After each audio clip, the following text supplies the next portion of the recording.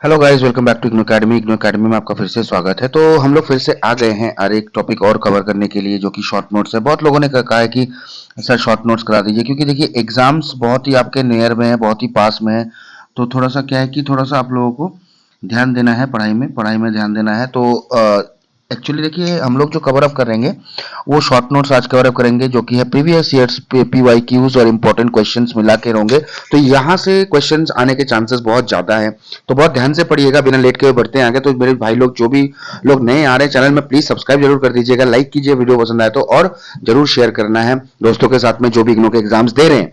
ठीक है, और लाइक एक लाइक दबा दीजिएगा अगर वीडियो पसंद आए तो। बहुत मजा आता है और एनर्जी बहुत ज्यादा मिलती है हमें। ठीक है, तो हम लोग फिर से आ गए आज कुछ शॉर्ट नोट्स के साथ, और हम लोग डेली, अभी जब तक आपका एग्जाम चल रहा है, हम क्वेश्चन आंसर्स की सीरीज करते रहेंगे, ताकि यहां से आपके क्वेश्चंस आए। और हाँ, कीवर्ड्स थोड़ा सा आपको पहचान में रखना है कि कीवर्ड्स, क्वेश्चंस के कीवर्ड्स आपको जरूर जानने हैं।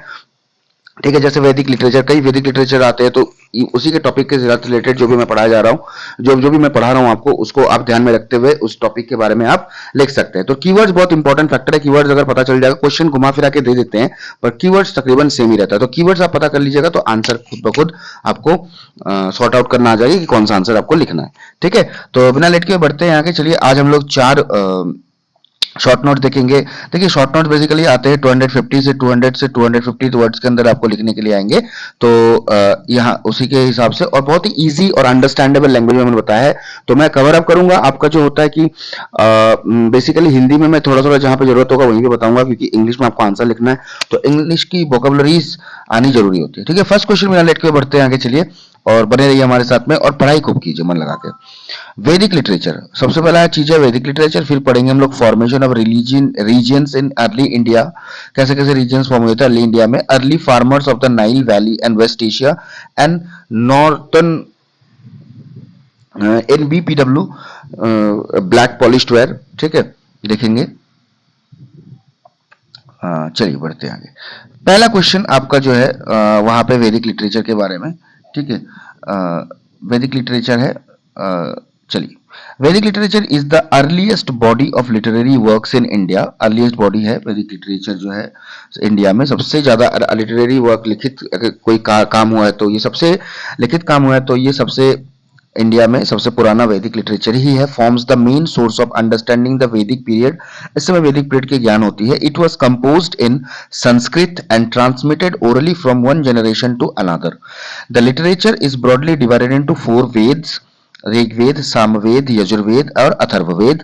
The Rigved is the oldest and contain hymns dedicated to various gods such as Indra, Agni and Varun. The Samved consist mainly of hymns meant for singing during sacrifices.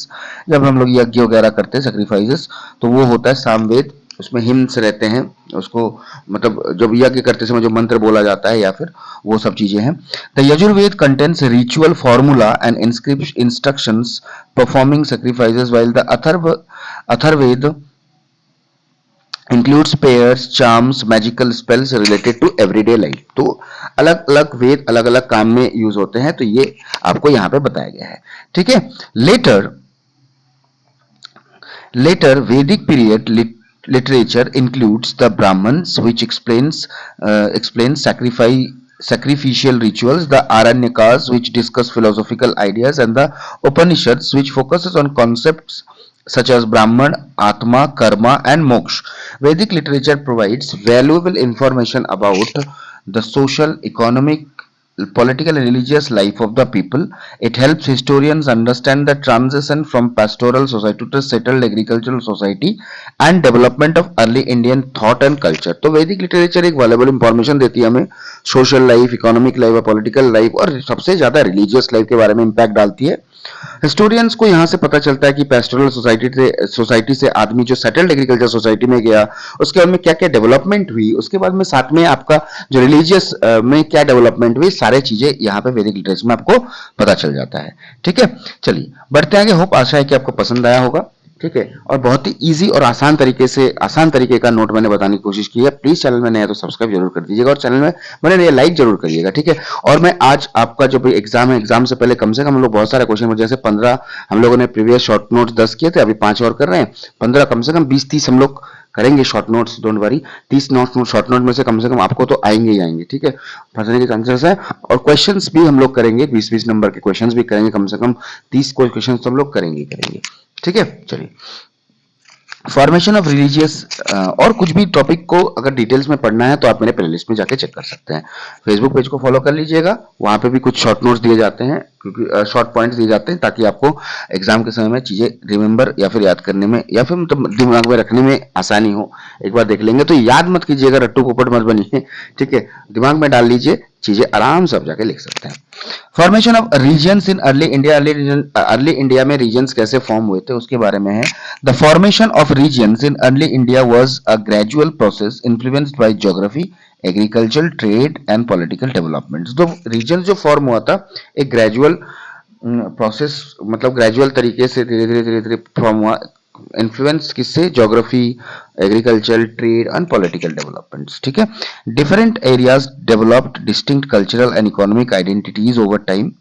The expansion of agriculture, especially with the iron tools, enabled people to clear forest and settle in new areas। तो सबसे ज्यादा कि agriculture में expansion हुआ, iron tools की development हुई, जिसके कारण से पीपल लोगों ने क्या किया, फॉरेस्ट को क्लीन किया और नए नए एरिया में सेटल करना शुरू कर दिया था। This led to the growth of villages and towns in regions such as the Ganga valley and the Deccan and the South India. इन तीनों जगह पे ज्यादा प्रभाव पड़ा और लोग यहाँ पे ग्रोथ होने लगे विलेजेस और टाउन्स का, ठीक है। Rivers, fertile plains and natural resources played an important role in regional development. ठीक है, रीजनल डेवलपमेंट, कहीं भी जगह पे कोई भी डेवलपमेंट होता है तो क्यों आदमी रहेगा, क्योंकि जहां पे नदी हो, जहां पे फर्टाइल लैंड हो, नेचुरल रिसोर्सेज अबंडेंट हो, बहुत ज्यादा मिले, तो वहीं पे लोग ज्यादा जाएंगे, क्योंकि वहां पे खाने पीने की कोई कमी नहीं होगी, पानी की कोई कमी नहीं होगी और एग्रीकल्चर में कोई कमी नहीं होगी, तभी जाके वहां पे लोग बैठेंगे, ठीक है। Trade networks connected various regions and encouraged the exchange of goods, ideas and cultural practices. The rise of Mahajanapads and the later large states such as the Mauryan Empire further integrated different areas while allowing regional identities to continue, ठीक है। तो ये Mauryan empire भी आए, उसके बाद उन्होंने भी बहुत सारे स्टेट्स, बहुत सारे छोटे छोटे राज्यों को एक साथ में बांधा, ठीक है, एक साथ में रखा। तो यही सब है, नेटवर्क्स, ट्रेड नेटवर्क्स कनेक्ट हुए, अलग अलग जगहों से लोग बढ़ने लगे, आने लगे, ठीक है। तो ये आपका एक चीज यहाँ पे भी है। Each region developed its own language, अलग अलग रीजन के अलग अलग लैंग्वेज बने, सोशल कस्टम्स बने, religious practices and forms and of political organisation.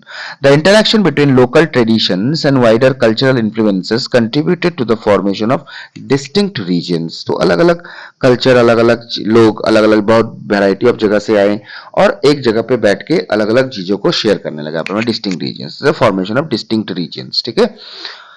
The formation of regions in early India was shaped by environmental conditions, economic activities, political changes and cultural interactions, leading to the emergence of diverse regional societies। तो इसी की वजह से जो हम कह सकते हैं कि अर्ली इंडिया का जो एक रीजन है, फॉर्मेशन ऑफ रीजन है अर्ली इंडिया में, वो environmental condition, economic activities, political changes, cultural interaction, इसकी वजह से हुई और ठीक है, ये इनके वजह से भी डेवलपमेंट हुई, अलग अलग नए नए रीजन्स बने, ठीक है, जिसके कारण से अलग अलग सोसाइटीज भी बनी, रीजनल डाइवर्स रीजनल सोसाइटीज, अलग अलग रीजन्स में बहुत सारे different different caste, different different societies के लोग रहते हैं। तो ये एक ऐसा बढ़िया डेवलपमेंट है उस समय पे, ठीक है। चलिए, नंबर सी, बिना लेट के हुए अब तो ज्यादा नहीं बोलूंगा। और early farmers of the Nile valley and West Asia. तो अर्ली फार्मर्स की लाइफ कैसी थी, नाइल वैली में, वेस्ट एशिया में, ठीक है, एशिया हमारा है तो वेस्ट एशिया में जैसे होगा। तो उस समय पे नाइल कहाँ है पता ही आपको, कमेंट में जरूर बताना नाइल रिवर कहाँ पे है, ठीक है, और अच्छे से पढ़ना है। The Nile valley and West Asia were among the earliest centres of agriculture in the world, ठीक है। तो नाइल वैली और वेस्ट एशिया है जो जो सबसे ज्यादा अर्लीस्ट सेंटर्स है एग्रीकल्चर के वर्ल्ड के अंदर में। Farming began around 10,000 years ago when people gradually shifted from hunting and gathering to settled agriculture. In West Asia, particularly in the region known as Fertile Crescent, people cultivated crops such as wheat and barley. They also domesticated animals like sheep, goats, and cattle. Permanent settlement emerged, leading to the growth of village communities. Permanent settlement हुआ leading to the growth of village communities के बनने की वजह से permanent settlement भी बढ़ने लगी। In the Nile Valley, agriculture developed along the banks of Nile River. The annual flooding of the river deposited fertile silt on the land, making cultivation possible. तो annual flooding जो होता है river में deposit करते हैं fertile silt. Fertile silt मतलब क्या होता है, डस्ट टाइप के मटेरियल्स होते हैं, डस्ट मटेरियल्स, मिट्टी जिसकी क्वालिटी बहुत अच्छी होती है, उसमें हर तरह की मतलब चीजें मिलती हैं जो एक फसल होने के लिए, जो मतलब फसल होने के लिए मतलब इम्पोर्टेंट है, तो वो मिलती है. Farmers grew crops such as wheat and barley and used irrigation methods to improve agricultural production. ठीक है, फार्मर्स ग्रो करते थे व्हीट एंड बार्ली और इरिगेशन मेथड को यूज करते थे एग्रीकल्चर प्रोडक्शन के लिए. The development of farming led to food surplus, population growth and the rise of specialized occupation.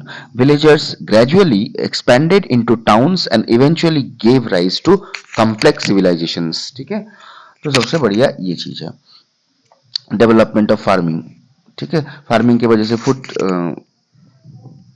Food बढ़ा, फूड मतलब जब फार्मिंग अगर बढ़ेगा तो फूड सरप्लस बढ़ेगा, क्वालिटी मतलब फूड की क्वांटिटी बढ़ेगी, फार्मिंग बढ़ेगा तो पॉपुलेशन की ग्रोथ होगी, तो फूड हो जाएगा तो पॉपुलेशन भी बढ़ेगा. ठीक है, स्पेशलाइज्ड ऑक्यूपेशन भी बढ़ेगा, मतलब अलग अलग टाइप के ऑक्यूपेशन, जैसे अगर एग्रीकल्चर होता है तो इम्प्लीमेंट्स भी जरूरत है एग्रीकल्चर करने के लिए, तो उसको बनाने वाला भी चाहिए, तो ऐसे धीरे धीरे ऑक्यूपेशन में भी बढ़ोतरी होगी. The experiences of early farmers in the Nile valley and West Asia demonstrate how agriculture transformed human society by encouraging permanent settlements, economic development, and the emergence of organized political and social structures. देखिए, the experiences of early farmers in the Nile Valley and West Asia demonstrate how agriculture, मतलब ये लोग बताते हैं कि agriculture human society को कैसे मतलब चेंज करती है, कैसे इनकरेज करती है कि सेटलमेंट बढ़े, इकोनॉमिक डेवलपमेंट बढ़े और इमरजेंस हो. ठीक है, पॉलिटिकल सोशल स्ट्रक्चर का मतलब एक डेवलपमेंट हो, बेसिकली कह सकते हैं. तो ये सारा चीज है क्या कि एग्रीकल्चर की वजह से ही होता है. अगर एग्रीकल्चर होगा तो इकोनॉमिक सोर्स उसी से होती है, तो पैसा होगा तो डिफरेंट टाइप ऑफ एक्टिविटीज भी जन्म लेती है या फिर बढ़ती है. नॉर्दर्न नॉर्दर्न अब एनबीपीडब्ल्यू है नॉर्दर्न ब्लैक पॉलिश्ड वेयर, जिसको हम लोग कहते हैं northern black polished ware culture is an important archaeological. NBPW, Northern Black Polished Ware Culture, is an important archaeological culture of early historic India. It is named after its distinctive pottery. इसके basically pottery की वजह से इसका नाम ऐसा पड़ा है, which is fine, glossy and black or black and grey in appearance. इसका कलर कैसा होता है, फाइन, बहुत ही सूक्ष्म, मतलब बहुत ही अच्छा सा होता है, ग्लॉसी होता है मतलब चमकदार, और ब्लैक ग्रे कलर की अपीयरेंस में होती है. द कल्चर फ्लोरिस्ड रफली बिटवीन 700 BCE एंड 200 BC. इस समय पे इसका मतलब मेन बोलबाला चला था.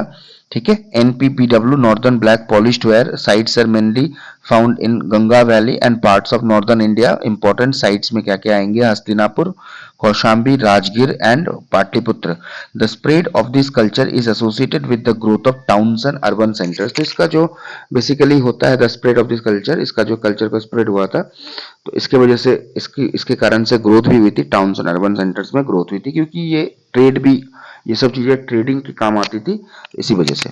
The period witness advances in iron technology. इस समय पे आयरन टेक्नोलॉजी की बहुत ज्यादा डेवलपमेंट हुई थी, agriculture, trade and craft production. The use of iron tools increased agricultural productivity. ठीक है, आयरन टूल्स की वजह से प्रोडक्टिविटी इंक्रीज हुई एंड सपोर्टेड पॉपुलेशन ग्रोथ.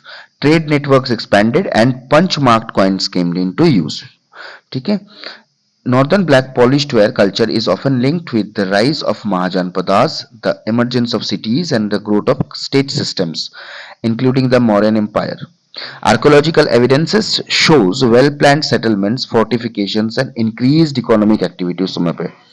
ये कल्चर है, मतलब उस समय पे जब मतलब एक किसी भी पीरियड को किसी चीज से चिन्हित किया जाता है या फिर मार्क किया जाता है, तो उस समय के पीरियड को NBPW northern black polished where के कल्चर के हिसाब से मार्क किया जाता था. उस समय पे लोग कैसे थे, क्या डेवलपमेंट हुई थी, कैसे फोर्टिफिकेशन हुए थे, एवरीथिंग, सेटलमेंट क्या था, वेल प्लान सेटलमेंट था, ग्रोथ कैसा था, किस चीज की अच्छे से बढ़ोतरी हुई थी.